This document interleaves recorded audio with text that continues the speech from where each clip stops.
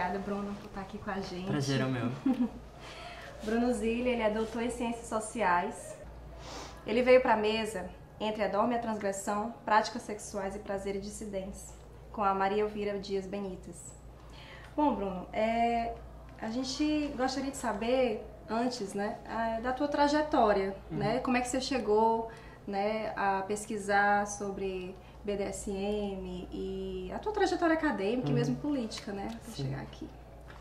Bom, eu sou cientista social de formação e eu acho que o meu estudo do BDSM tem muito a ver com um interesse em estudar sexualidade, direitos humanos, e essa discussão aconteceu para mim tendo contato com o Instituto de Medicina Social da UERJ e essa área interdisciplinar da saúde coletiva, onde eu fiz o mestrado, e a pesquisa sobre o BDSM inicialmente ela é a minha dissertação.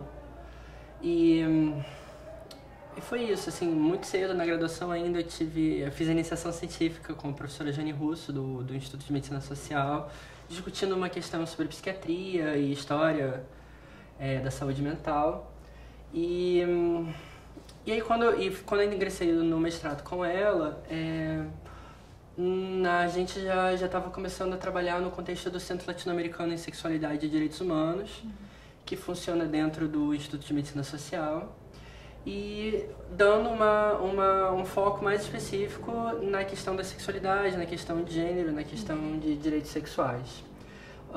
E foi um pouco misturando essas questões que eu acabei olhando para o BDSM, né, mais conhecido como sadomasoquismo, e comparei o discurso de legitimação política que os adeptos do sadomasoquismo articulam na tentativa de lutar contra o preconceito e articulam com a psiquiatria, né?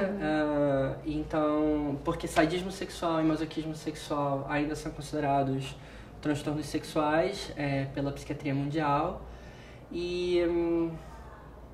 Então, nesse sentido, eu fui procurar e fiquei até um pouco surpreso de descobrir que os adeptos do BDSM não contestam esse diagnóstico. Eles, na verdade, usam os critérios que a psiquiatria usa para diagnóstico justamente para se diferenciar e para dizer que, olha, existe uma coisa que é a patologia sexual e existe uma prática sexual saudável, que é o que nós fazemos.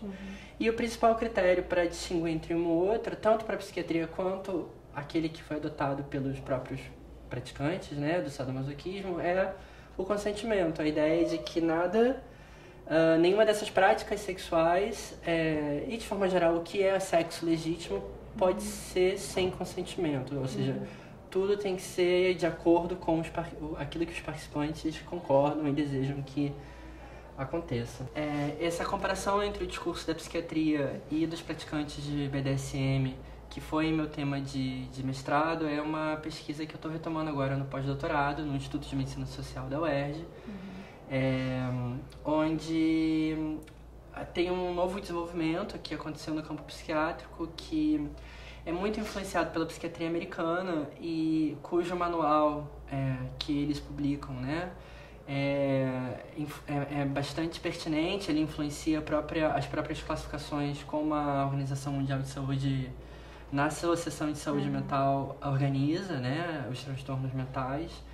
Então é uma referência que a gente olha para ela porque de fato ela tem um impacto no campo psiquiátrico global. E esse manual teve uma nova edição agora, que foi lançada em meados de 2013. Portanto, onde houveram algumas revisões que podem parecer poucas em termos do seu texto, mas o que elas implicam algumas vezes é bastante significativo.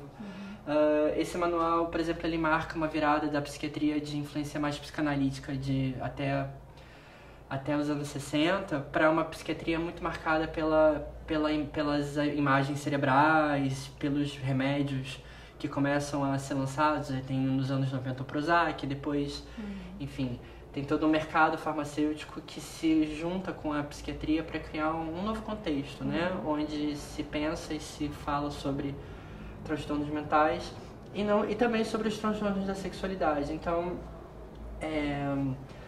por exemplo, o critério do consentimento, que é articulado pelos praticantes de BDSM, ele também existe nos diagnósticos psiquiátricos, ou seja, em especial no caso do sadismo sexual, só é considerado uma patologia sexual se a pessoa de fato age tem prazer em causar dor, mas especificamente age em relação a isso contra o bem-estar de outro, né? Contra o consentimento de outro.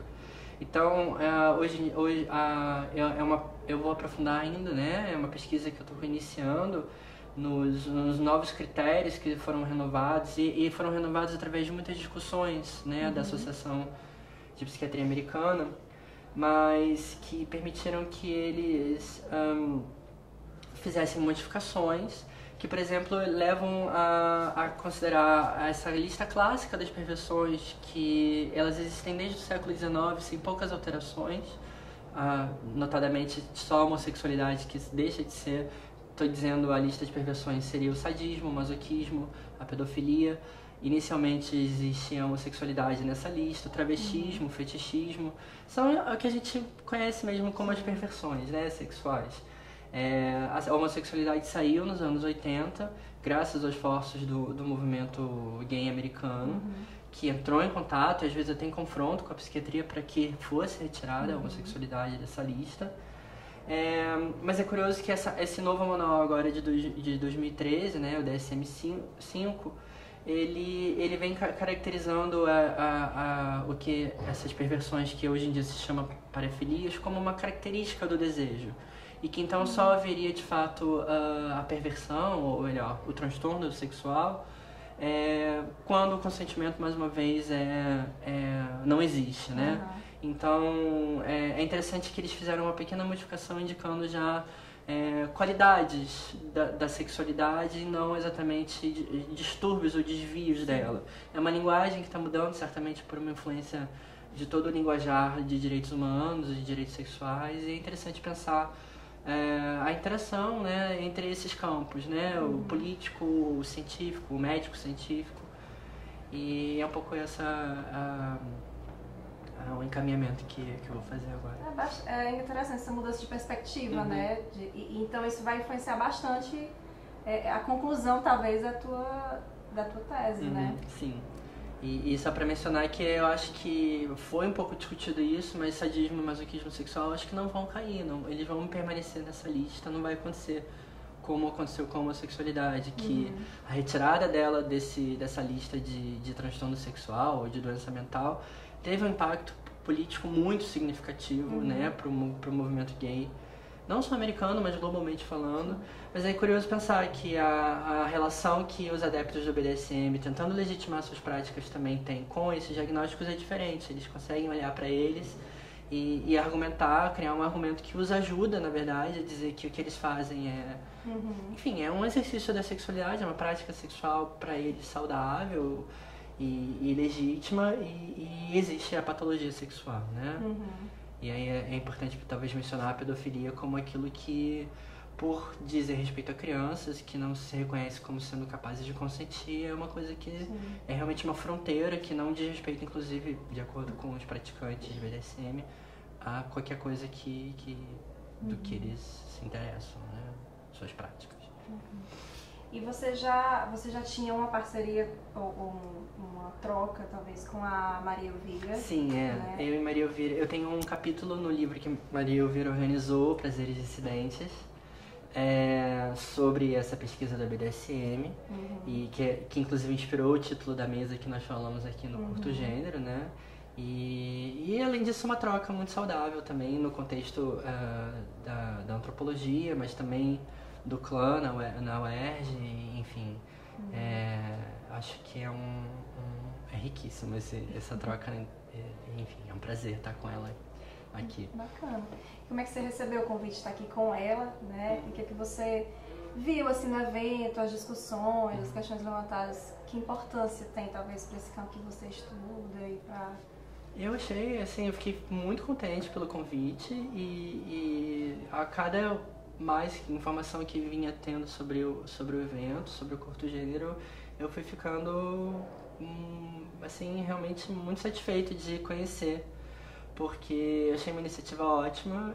Infelizmente, geograficamente, eu acho que por uma questão geográfica, a gente acaba não tendo muito contato ou conhecimento de iniciativas que acontecem fora do eixo Rio-São Paulo, e é até um meia-culpa, assim, a gente fica um pouco centrado nesse eixo mesmo, infelizmente. E então, assim, ter a oportunidade de vir aqui, estar com vocês, estar com esse público que vocês reuniram, que é jovem, é muito interessado, me pareceu muito engajado. Enfim, foi um prazer enorme. Eu gostei muito e dou os parabéns à produção, à organização, porque foi ótimo, é muito bom mesmo. Bom, a gente agradece quem não da equipe. Obrigada, Bruno. Obrigado a você.